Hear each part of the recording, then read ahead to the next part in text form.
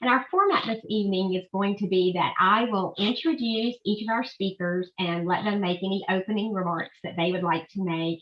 And then we'll open it up to questions and answers. So if you all have questions for our speakers, go ahead and post them in the chat box, and I will read those questions for our speakers to answer. We've also had a number of other questions submitted earlier, and so I will read those as well as we get to them. We'll get to as many of our questions as we possibly can this evening. So I'm going to go ahead and introduce our speakers. Senator Angela Turner Ford is a graduate of Hampton University and the University of Mississippi School of Law. She is a Columbus native and member of Delta Sigma Theta sorority. Senator Turner Ford was first elected to the state Senate in 2013. In addition to chairing the Mississippi Legislative Black Caucus, she chairs the Senate Public Property Committee. Senator Turner Ford, would you like to make a few remarks to get us started? Good evening, Nancy. To my colleague, Senator Simmons, guests who are on the call or the panelists. It is certainly a great opportunity to come before you all this evening. I look forward to hearing your questions, providing responses, and being a resource for the network of educators in the state of Mississippi as the legislative session continues. So thank you all for the invitation this evening. Excellent, thank you. And Senator Derrick Simmons is a graduate of Jackson State University, Howard University School of Business, and Howard University School of Law. A Greenville native, he is a member of the Mississippi Bar Association, Greenville Rotary Club, Kappa Alpha Psi Fraternity, the NAACP, and the Mississippi Technology Alliance Liaison Committee. Senator Simmons has served in the Mississippi Senate since 2011 and chairs the Municipalities Committee. He currently is the minority leader of the state Senate. Senator Simmons, would you like to make a few remarks? Thank you so much, Nancy, for the invitation. I look forward to our discussion tonight, and certainly to you for your leadership, for all of our educators across the state of Mississippi, and to all of our educators on the call. Thank you all so much for what you have done, not only for leading the way in the state of Mississippi, but certainly for the invaluable work that you have done in the last 2 years during the pandemic. Thank you. Thank you. And has Representative Johnson made it? He might be one of those phone numbers. I'm going to go ahead and read his introduction so that if he jumps on a little bit later, we'll just pull him into the conversation. Representative Robert Johnson is a native of Natchez and graduate of Washington University in St. Louis and the University of Illinois College of Law. He is a member of the Mississippi Bar Association and the Mississippi Trial Lawyers Association, and serves as president of the Adams County Voters League. Representative Johnson first served in the Mississippi Senate from 1993 to 2003 and was elected to the Mississippi House of Representatives in 2004. He currently serves as the minority leader in the State House of Representatives. Representative Johnson, are you with us? Okay. He'll be able to jump on in just a little bit, hopefully. So let's go ahead and get started. Folks, if you have any questions for our speakers, please go ahead and post them in the chat and I will read those. Also, if there are any of you with us who do not currently get our emails with our legislative updates, I would encourage you to please go ahead and sign up to get those. And Holly has posted a link to that sign up page in the chat. So you can go ahead and click on that and get signed up to receive our emails. Before we get to questions from our attendees, I'd like to ask our speakers a question about some remarks that were made in a press conference this afternoon. And since you all are both from the Senate, I'm not sure if you have been able to, were able to watch that or have heard anything about these remarks, but the House of Representatives leadership held a press conference this afternoon where they mentioned that they have proposed a sort of a compromise teacher pay raise plan that apparently takes some of the features from the initial House proposal and some from the initial Senate proposal, sort of a starting point, I guess, for a compromise. The House conferees did acknowledge that they have not yet met with the Senate conferees about that plan. Can you shed any light on that? Well, Nancy, I will say I have not had an opportunity to review any of the proposals proposed by the House to the Senate leaders regarding any tax cut plan. I will be very interested in finding out what that proposal or to see what that proposal looks like.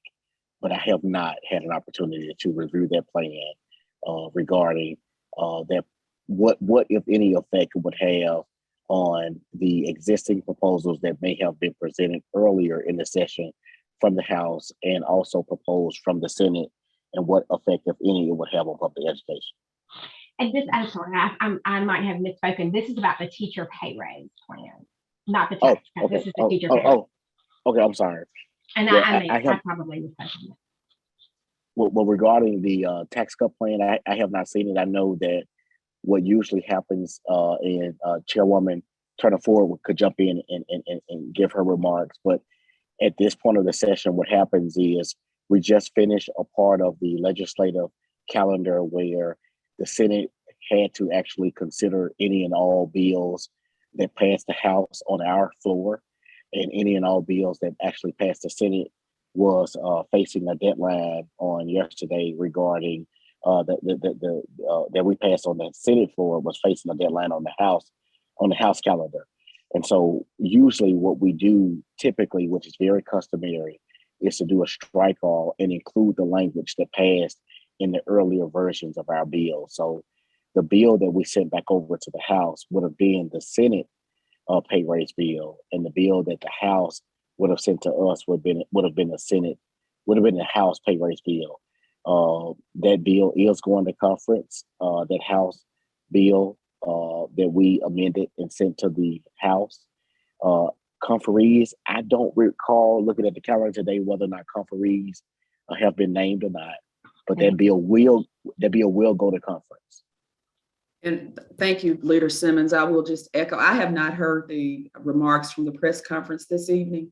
I did just kind of run a brief search on the legislative history, and I think it's House Bill 530, where the Senate has inserted its language and the conferees have been named. I think the House conferees were named, seems like on March the 4th, and the Senate conferees were named on March the 7th. Education chairs leading both of those, I would say, groups of conferees. And I would also mention that Senator Bryan and Senator Hobson have been named as conferees in the Senate. So we all know that Senator Bryan is a longstanding proponent of public education funding here in the state of Mississippi. Senator Hobson is the chair of appropriations. So we have the leaders at the table. And as you know, as it appeared early on that there was going to have to be some sort of compromise that would have to be made or struck between the two chambers. And I'm hopeful that would occur to the benefit of our teachers so they can realize a teacher pay raise this year. So it's still a work in progress. Excellent, thank you. And I want to welcome Representative Johnson. Representative Johnson, I've read your introduction to so our folks know who you are and some of your accomplishments. Would you like to make some opening remarks, and then I'll kind of catch you up to where we are? Can you hear me? I can. Okay. So I'm just glad to be here. I think this is a great forum, given the issues that we're dealing with this year in the legislature. The income tax cut could have a long-standing impact on funding education, but for the immediate future, the teacher pay raise and how it finds itself right in the middle of these fights is something that we've been working for a long time. And we would hope that somehow it gets separated from this issue where the two houses are battling about whose income tax cut plan is the best. It was always our hope that if that fight occurred, that it would just mean that the whole idea would go away. But now the House seems to want to hold the pay raise, any funding for infrastructure that we may need out of the $1.8 billion we got, hold it hostage. So I can tell you the House Democratic Caucus is not in support of that. Teacher pay raise is a number one issue, and continued funding for public education. And even though we have made compromises and tried to work and look at this income tax plan, we will not stand behind it and support anything that would cause any danger to the funding of public schools. So we're going to continue to be vigilant about that issue and do all we can to help make sure that we stay on solid ground. Excellent. Thank you. We're all glad to hear that. Well, let's get started with some of the questions that have been submitted to us ahead of time. And I'm going to read the questions and just let our panelists answer them as they feel led. This first question says, I'm hearing all this talk about Mississippi having so much money that the income tax should be cut, which Representative Johnson was just talking about. If the state has so much money, why hasn't the MAEP been fully funded? Shall I go first? Sure. I think, you all we were invited last year to serve as panelists, and the sentiment is the same. Where we are regarding the funding of MAEP is a matter of political will. And I think it's a matter of the issues and the budgets that we prioritize as a state. We know that it's been on the books for numerous years and only been fully funded twice since its inception. So I don't know is the short answer as to why we will not fully fund MAP. And in terms of a tax cut, I think I first heard it rumored maybe a year and a half or maybe a year or two ago. And I was kind of astounded by the fact that, one would be contemplating a tax cut when we're still in the midst. We were at the inception of COVID. We've been in the midst of COVID. We still have not cleared the pandemic. And we know that the state is flush with cash based on relief that has come from the federal government. But I think it's just a matter of what we prioritize as being the most important needs of the state. And education just has not been at the forefront in terms of the full funding of MAEP. And I don't like it. Certainly if I had my wish and desire, we would fully fund it every year, but that just has not been the case. I think, I don't know how to answer that type of question other than I'm just not in agreement with what I see being proposed, but we're left to vote with what's before us. Well, Nancy, I'll jump in and just say that I agree. Can you hear me? I don't think I didn't push me. Can you hear me? Okay. Yeah. So Nancy, I would say I would agree 300% with Chairwoman Turner Ford, and also with the introduction that was provided by House Leader Robert Johnson. Democrats have been on the front lines with our educators from the very beginning about what's important, not only during the pandemic, but even prior to the pandemic. We have always been supporting public education. And since 2009, as you know, there's been underfunding of our public schools to the tune of more than $2 billion. And so whether it's the Mississippi Legislature Black Caucus, the House Democratic Caucus, or the Senate Democratic Caucus, we have always prioritized public education, full funding of education, as well as making sure that we raise our teacher salaries to the Southeastern average.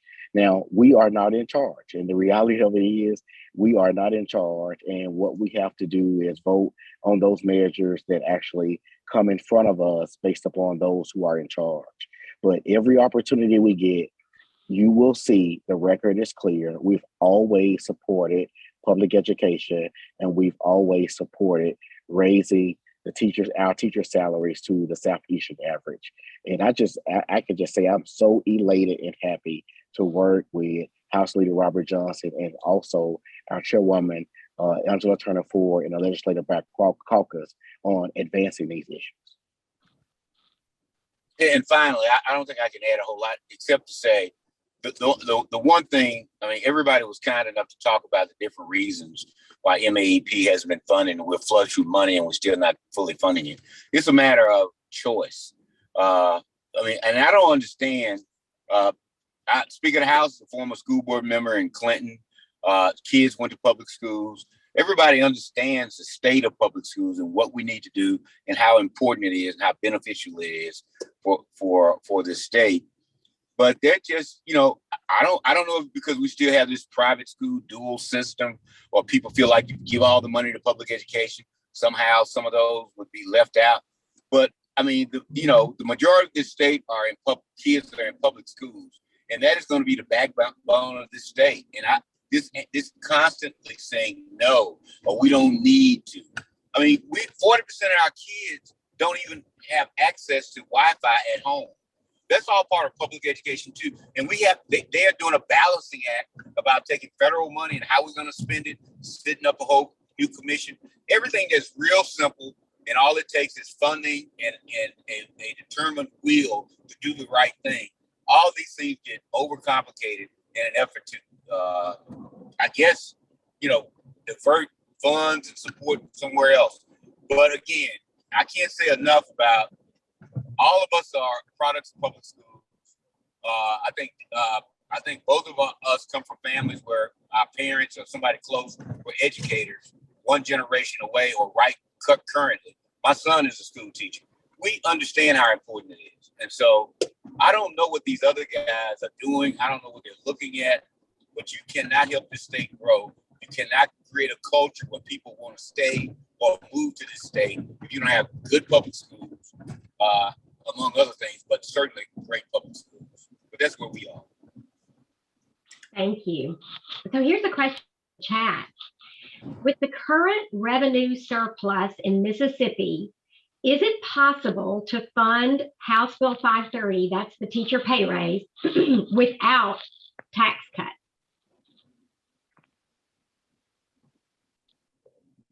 The answer to that is yes. I mean, in fact, you may not be able to consistently fund a teacher pay raise if you do a tax cut, but it's certainly, if we don't do a tax cut, we are in a great position.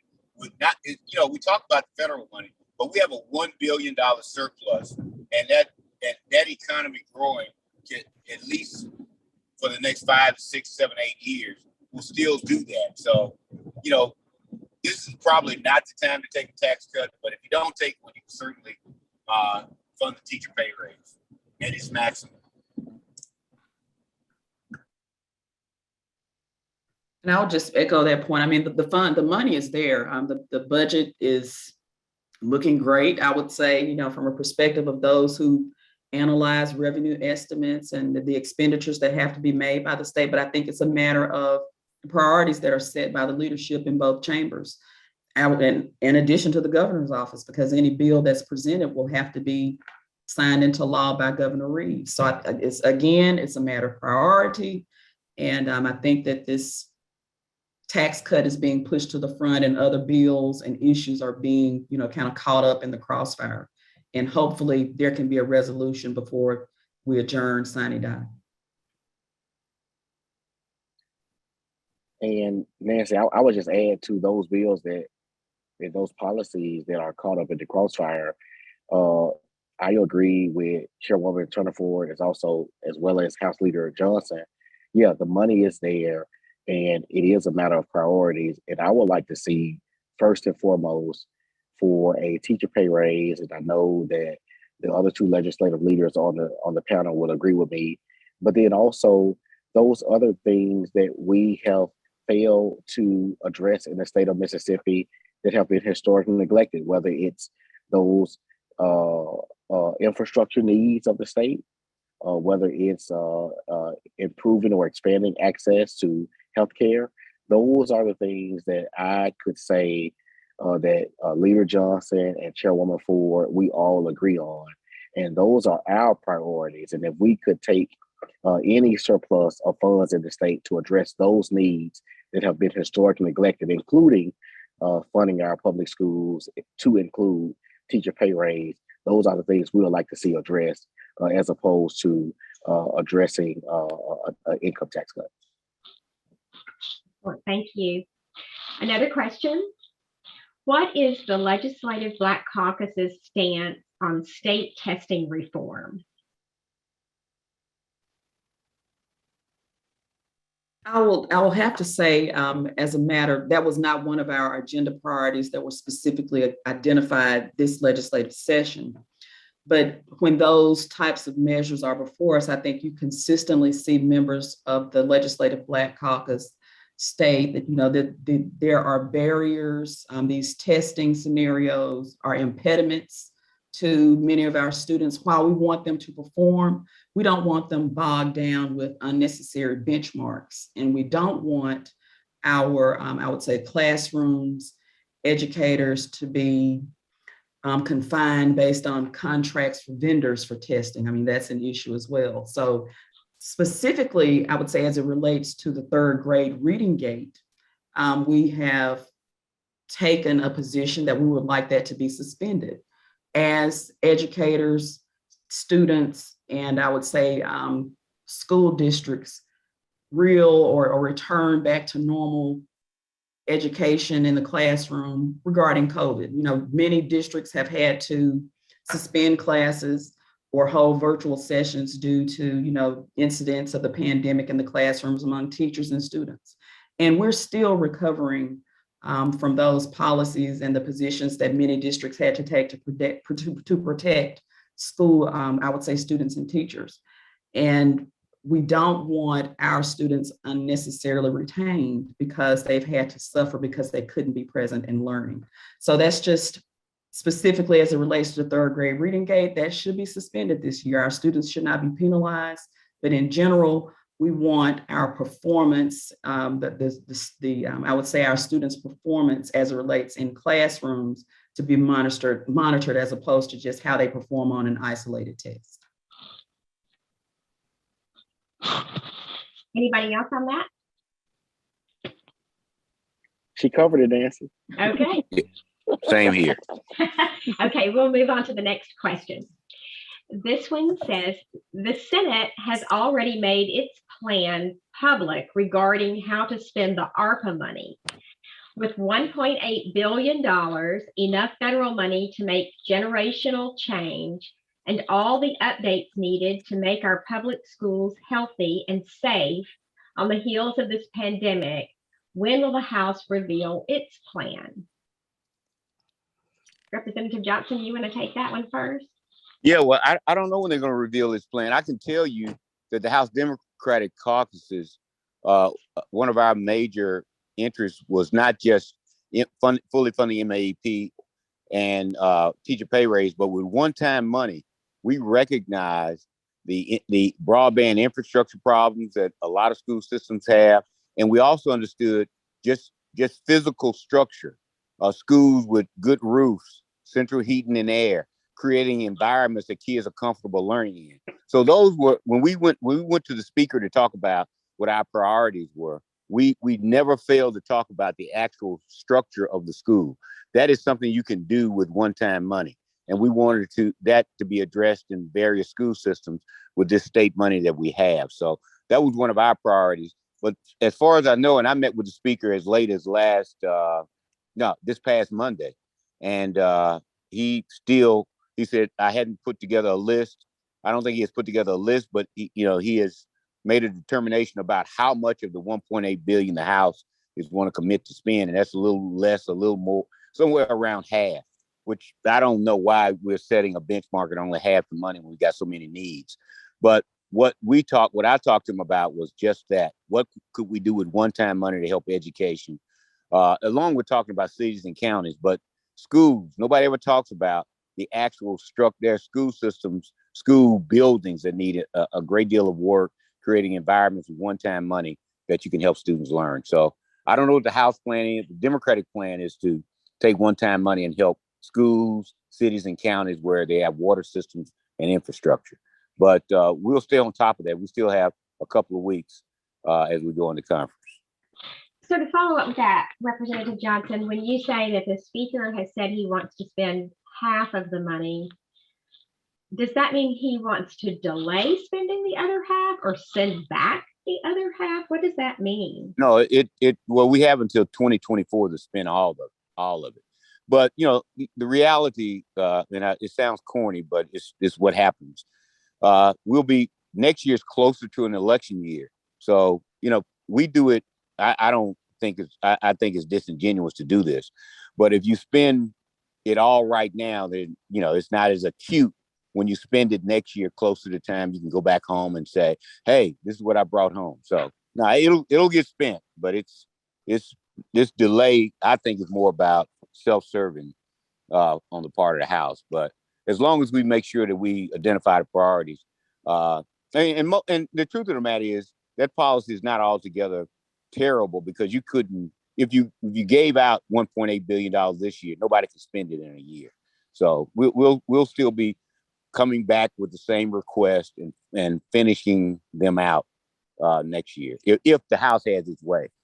So, and if I may add, a few weeks ago, there was a small group of caucus members that actually went and met with the lieutenant governor, met with the speaker, and met with the governor as well, regarding, I would say, Mississippi Legislative Black Caucus priorities. And that's when we learned during those meetings that the Senate and the House were taking very different approaches to how the money would be spent, how the ARPA funds would be expended. And the speaker did share with us that the House's plan was to spend half of the money, as Leader Johnson indicated. And the explanation that was given during that meeting was, we don't know all of the needs that could be identified regarding COVID, and funds will be held back and could be expended next year. So that's what we were told. But as has been indicated, the Senate plan is to actually dispose of all of the funds during this budget year, I guess, if the Senate plan were to avail, but I'm not sure that would be the case. And here's a follow-up question to that about the ARPA funds. It says, does either chamber plan to hold public hearings or give ample opportunity for the public to give input about ARPA spending? I would now, but my initial, well, go ahead, Leader Simmons. I was going to say, Chairwoman Turner Ford, and I certainly will defer to you after this. On the Senate side, unlike the House side, the Lieutenant Governor did name a select committee that was specifically assigned to determine the needs of the agencies and also the needs of the state regarding ARPA. And so the bills that we advanced or introduced and or passed over to the House those bills were in fact a result of that select committee. And as it's been indicated in the initial question, there is a disagreement on the amount of funds that should be appropriated or allocated this year, as well as there may be disagreement on what those funds should be spent on. So like any issue in the legislature, you have a Senate proposal and a House proposal, and a lot of times those issues or those disputes or disagreements will be worked out in conference. And if in the event that they could be worked out in conference and both chambers support those proposals in conference, then you will see those measures being sent to the governor for his approval. If not, we'll come back and do it all again next year. I concur. Another question in the chat says, what compromises are being asked when it comes to supporting or opposing the tax cut bill from the House or the Senate?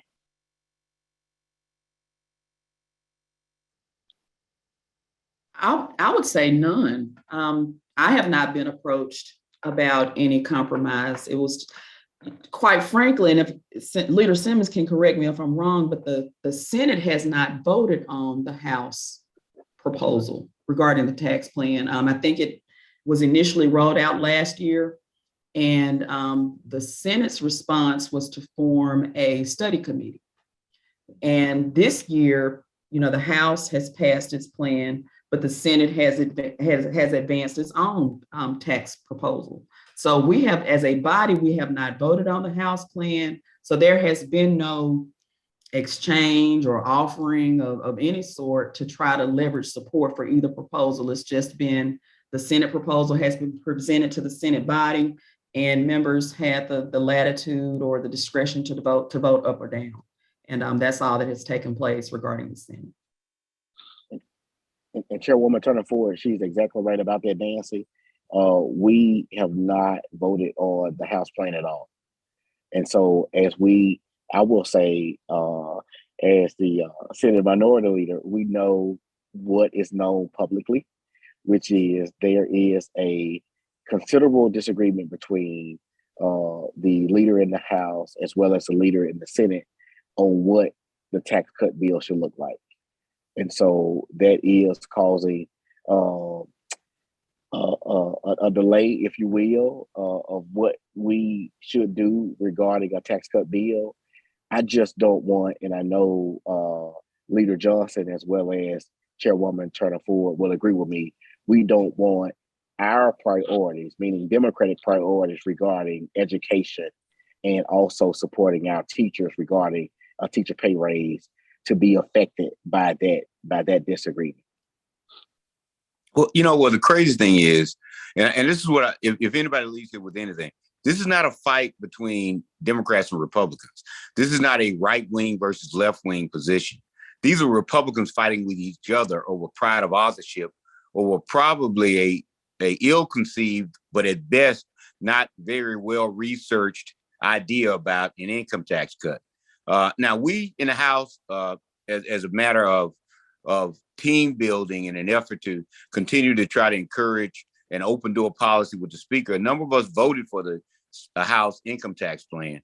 But we also understood the reality is that every Republican leader in this state, the Lieutenant Governor, the Speaker of the House, and the Governor all want to be the leaders or the principal in the leadership on this issue of where do we cut taxes. And so they cut a bunch of corporate taxes that the state really needed because they were pandering to the people who donate all the money. And so there had to be at some point in the last 5 or 6 years, somebody, because everybody was getting criticized about you giving these tax cuts, what are you doing for working people? So all of a sudden now we can give you an income tax cut. The problem is nowhere in the public do you hear anybody saying, please give us an income tax cut. Please cut our state income taxes. And what's happening is when you talk to people about state income tax, the first thing somebody asks you is, well, what about my refund? Well, you're not going to get taxed, so you don't get a refund. Oh, I see. Okay, so are you taking away my refund? So I just think this is turning into a real boondoggle of an issue where I think it's been not well thought out, and what they anticipated is a great deal of support they're not going to have. And so I think it's ill-advised for the Speaker to suggest that if the income tax bill is not passed, he's not spending one dime of the $1.8 billion.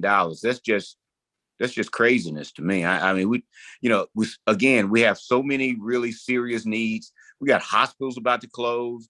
We got students who don't have broadband. We got roads and bridges that are falling apart that we need fixed. We just don't have that kind of room. So at the end of the day, I hope that all of these people with their feelings on their shoulders get in the room and decide, look, maybe we won't pass an income tax cut this year. Let's go back to the drawing board and see what we can work out. And it'll give us at least one more year of reprieve while we actually do some real work and get some things done. So I hope that's the outcome of this session, that neither one of the bills gets accepted. And I think that's where it's headed, because nobody wants to cry uncle. Nobody wants to say, I'll take your bill and not mine. But at the end of the day, that is not where our focus needs to be. And we're going to continue as House, Senate, Democratic leaders and legislative Black Caucus leaders to figure out how we can take care of people's needs as opposed to some political agenda that was fostered by somebody who doesn't even live here. Thank you. I'm going to try to squeeze in this question before Senator Simmons has to leave. It says, as a concerned United States history teacher and parent, Is there any way for public school educators and parents to be sure social studies teachers are not prohibited from teaching actual history after the most recent anti-CRT legislation passed?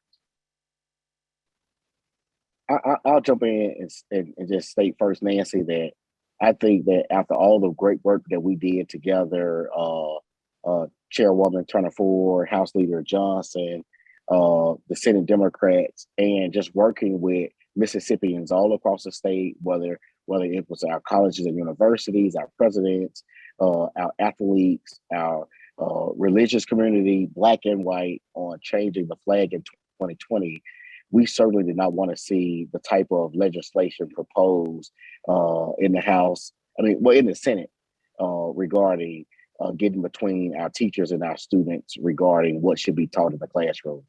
And so we took a stand in the Senate, and as you all saw last week, certainly the House took a stand as well regarding the proposed legislation. It'll be my hope that the governor doesn't sign it, but certainly the governor supports it. But we have so many other issues, as Leader Johnson and as Chairwoman Turner Ford has indicated, that are important for us as Democrats and also to you all as educators, that we need to address, as opposed to addressing some issue that is not an issue in the state of Mississippi. And so I'll end there and allow Chairwoman Turner Ford and also Leader Johnson to step in.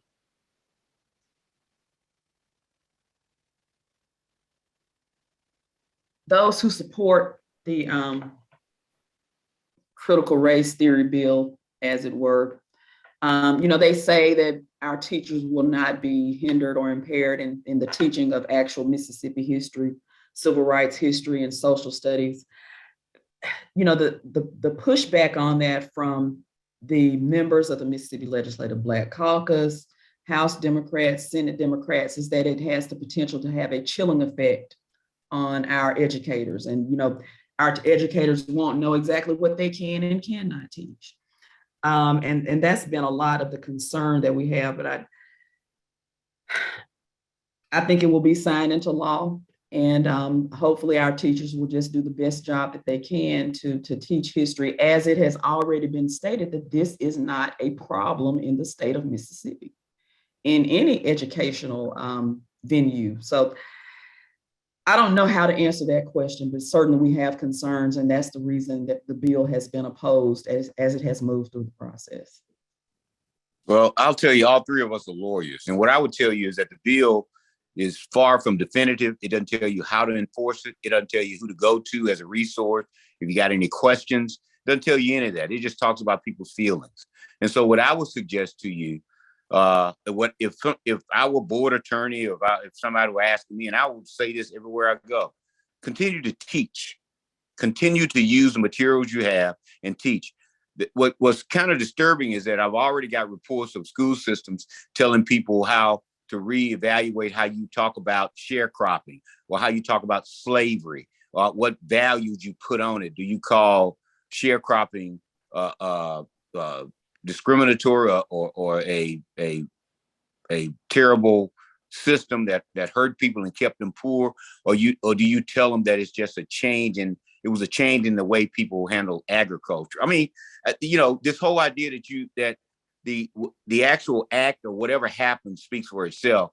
Nobody has to put a value on it, but they're actually putting the values on it they say they don't want you to put on it. So what I would tell anybody is to teach history, teach the facts as you understand them. Don't be hampered by an amorphous, undefined value in terms of how you teach. Just do it. And so until somebody complains, and when they do, then look for instruction from your school board and your school board attorney, and for protection of your job, probably just do what they ask you to do.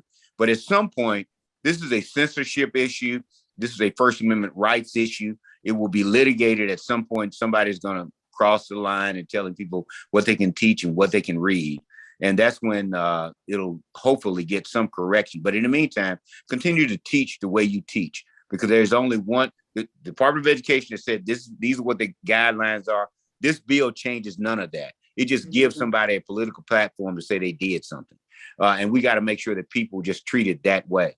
But at some point, somebody's going to take this is dangerous in the sense that it really doesn't define anything. So it will be whatever some wild-haired person out there who thinks they want to push the envelope on an issue says, and then that's when all the trouble will start. And you should do that. But until then, just teach, and you'll be fine. Excellent, thank you. And you're getting lots of thank yous and compliments for your stand on that issue in the chat. And people are saying things like the truth is far more important than anyone's discomfort with it. And when That's right. educators teach students to think critically, indoctrination is impossible. That's right. Absolutely. So this question gets back to the teacher pay raise issue that we were talking about when we began. And it says that the House has sent over a signed conference report to the Senate for the teacher pay raise bill. Has anyone had a chance to look at that plan? What could a successful plan from both the House and the Senate that both the House and the Senate could agree on look like? And this is what there was a press conference this afternoon where the House leadership said that they had sent a plan, a signed conference report to the Senate, but the Senate said that they have not had a chance to see the plan. They have not had any conference meetings with and the House leadership said that they were open to adjusting the plan if the Senate had concerns with it. But this is asking the question: have you had a chance to look at it, and what would a successful plan that both the House and Senate could agree on look like? Well, Nancy, let me go first because as I indicated to you earlier, I have a 6:30. I have not had an opportunity to review the press conference this afternoon or to read any articles regarding the readout from those press conferences. I would just simply say, like Chairwoman Turner Ford indicated at the beginning of this real talk, is that conferees have in fact been named. And if the legislative leaders are in fact serious about passing a teacher pay raise, then we will conference. And a conference report will be the result of a conference. And that conference report would actually be presented to the House and to the Senate, and it will be an up or down vote on that conference report. Now, the legislative maneuvering and the politics going back and forth about who teacher pay raise to accept, that's just politics. But as the three panelists on this call tonight, we are supporting, and we have always supported, before the pandemic, before the 2019 election, we've always supported public education and teacher pay raise. And so we will support any measure that will advance what you all stand for at the Parents Campaign and what is in the right interest of the state of Mississippi, which is paying and rewarding our teachers. Thank you. And I'll just jump in and say, if I understood you correct, Nancy, I think you said that they mentioned that a conference report had been signed by the House members and sent to the Senate, and the Senate members have not seen it. Now, that does not sound like there has been a conference, right? Because the conference report is the product of these 6 people sitting down or having some sort of meeting of the minds, and a document is generated in collaboration. So I did look on the legislative website for House Bill 530. I did not see that a conference report has been filed. So this is just some document that's floating around that we would not have access to. So it does not sound like the conference as we know it has taken place. And in order for there to be a conference report, there's going to have to be a meeting of these individuals, and a document is going to be formulated following that meeting. What it could look like, I think, is going to be, a compromise between, the numbers that have been proposed by the House as well as the numbers proposed by the Senate. But I haven't seen the document. I don't know what it is. In short, well, I can tell you what it is. I mean, you got the old man on the call with these young people, and I've seen it, for the last 30 years. It's just political jockeying. It's like, the Senate took the House bill and put the Senate language in and sent it back to concur, which means just agree with us and take our plan. And it can say we can call it a House bill, but the world will know it's a Senate bill. And the House took their language, put it back in the bill in the conference report, signed it, and sent it over as if to say, either take this or leave it. And that's just ridiculous. And truth of the matter is, I think I speak for all three of us. We vote for either one. We've been working so hard to try to get these same people who are fighting about which one of the plans they're going to take to even pass a teacher pay raise at all. And now they're asking us what I will vote for either one of them. Absolutely. Either one of them. Because thank God you finally got the guts to come out here and do something on behalf of teachers. Something we've been asking. These numbers are not new numbers to the House or the Senate. Democrats have been proposed. In fact, we had a $4,000 teacher pay raise that we sent to the Senate at least a year or 2 years ago. So these are not new numbers for Democrats. They're new numbers for Republicans. And now they're fighting about which one of them gets their name on it. So we vote for either one of them because we don't know when they'll get the understanding enough to do something like this again. So we're just waiting on them to stop playing little boy games and go on and bring something that people can appreciate. And I think we're being careful that we're not going to get into the them versus us. That's right. That's true. Fight that is going on right. with the leadership. That, I mean, that's right. That's not a place for us here. That's right. That's right. Well, Nancy, thank you all so much for inviting me. It's always a pleasure to be on a panel with Chairwoman Angela Turner Ford and House Leader Robert Johnson. I will continue, Senate Democrats will continue to support our educators and what you all do at the Parents Campaign. Thank you, Nancy, for your leadership, and call on me anytime. I have another call. Thank you all so much. Thank you so much for being with us. You have a great night. I'm glad Derrick was on the call because I was driving home and said, Robert, you need to get on the call. So I'm glad he got me back in here. It's always good to have a good friend. He always does. So here's a follow-up question to the conference conversation, which says, if you are aware that no conference meeting has been held, what are your thoughts about public business being conducted out of the sight of the public and not including all conferees? We have rules that we're to follow, and I will say that a lot of our meetings are being webcast. House floor business, Senate floor business, and I believe that these conferences are supposed to be noticed, and they're supposed to be held according to the notice that has been published. It should be open to the public, but if that's practical in this instance, I'm not really sure. It may be best for them to hammer this out in a room and come out and strike a compromise that's agreeable with all of us. I do think it's a lot of posturing, grandstanding perhaps that's taking place, and maybe that the initial part of that should take place outside of the eye of the public, but at some point we should be able to see and understand how they are reaching whatever compromise is going to be reached. But obviously, there has been no conference. And typically, I think what we're seeing now is there has been an effort, I think, to conceal a lot of a lot of the business and meetings that are taking place. But I think that now they are occurring more openly. And I believe that I appreciate it as well as members of the community and the public. Yeah, I think Chairman Ford is right. Chairman Ford is right. I think there's been an ethics ruling that conference committees and a statute that says conference committees meetings should be public, but they rarely are.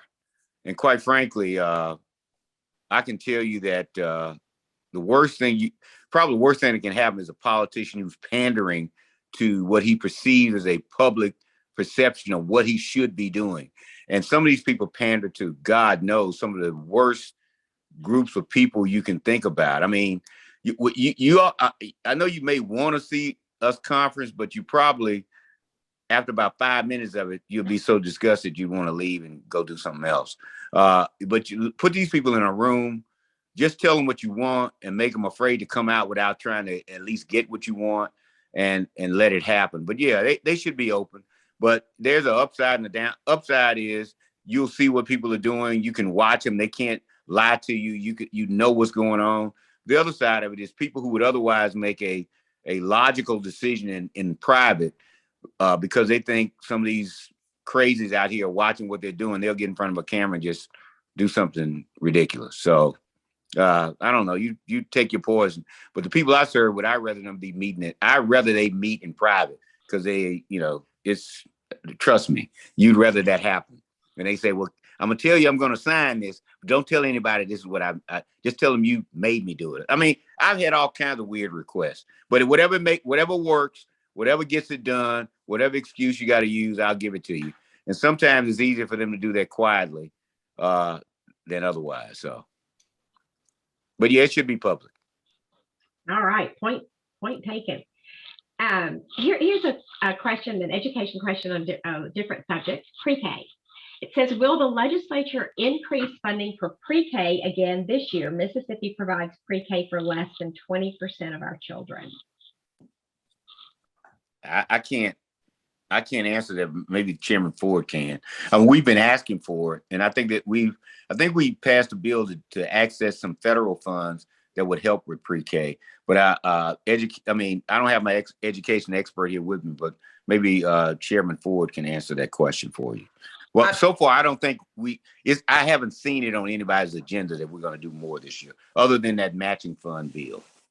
Right, and I agree with Leader Johnson. I'm not quite sure if pre-K will be expanded. I think certainly if the funds are there, I think the lottery funds go into the education enhancement fund. And so if that continues to perform well, I think that pre-K can be funded. But I also believe that this is, one of the issues that has been highlighted as the need for reading coaches and math coaches. So I think that that's also a priority. So not to pivot from the issue of pre-K, but I think that we have some issues that are trailing due to COVID that need to be highlighted as well. And hopefully all three of those will be considered to be priorities. Excellent. We have a bunch of income tax questions. I think you all have pretty well answered those. But here's an interesting one that kind of gives an interesting perspective. It says inflation this year is estimated to be around 7%, maybe even higher. That means that level funding for public schools would really be a 7% cut because they won't be able to buy as much. That's about $160 million. I think that means 7% of the MAEP funding would be about $160 million.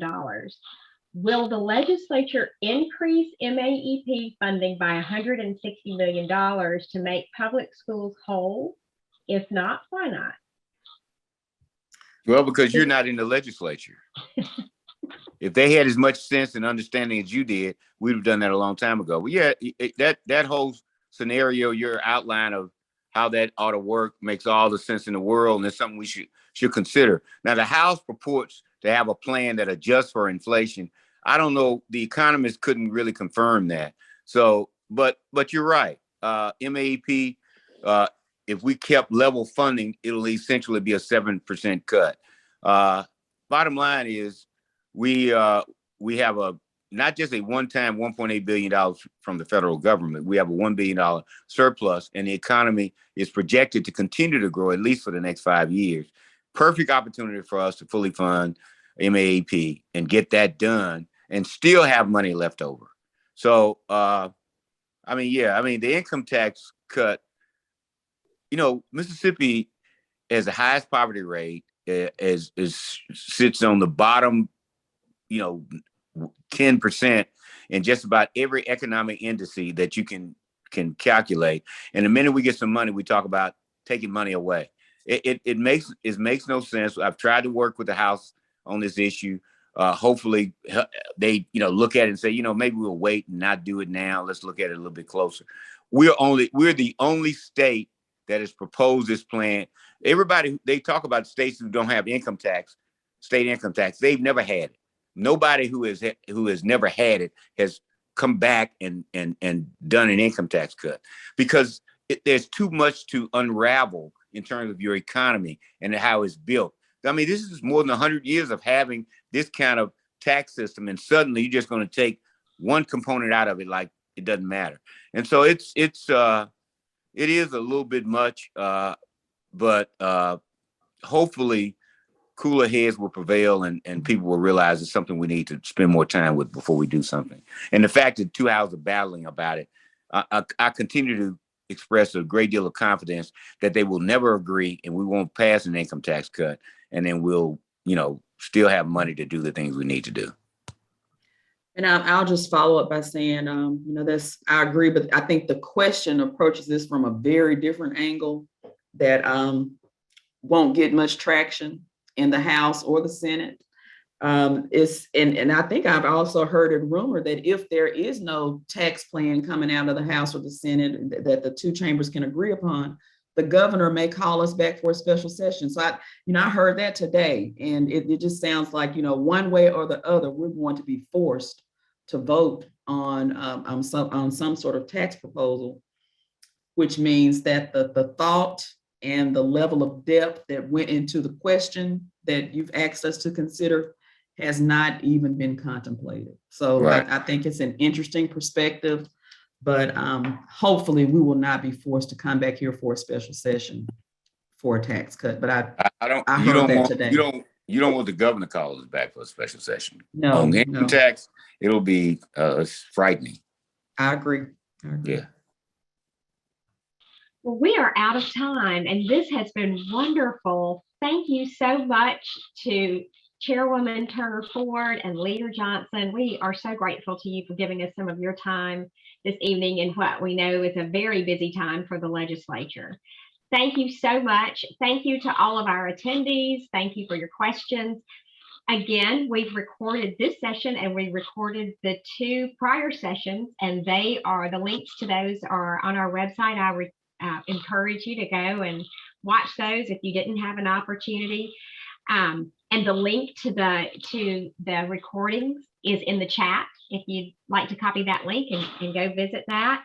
Sign up to get our emails if you don't already. And thank you again so much for being with us this evening. We'll keep having these Real Talk sessions, so watch your inbox for announcements of future speaker series.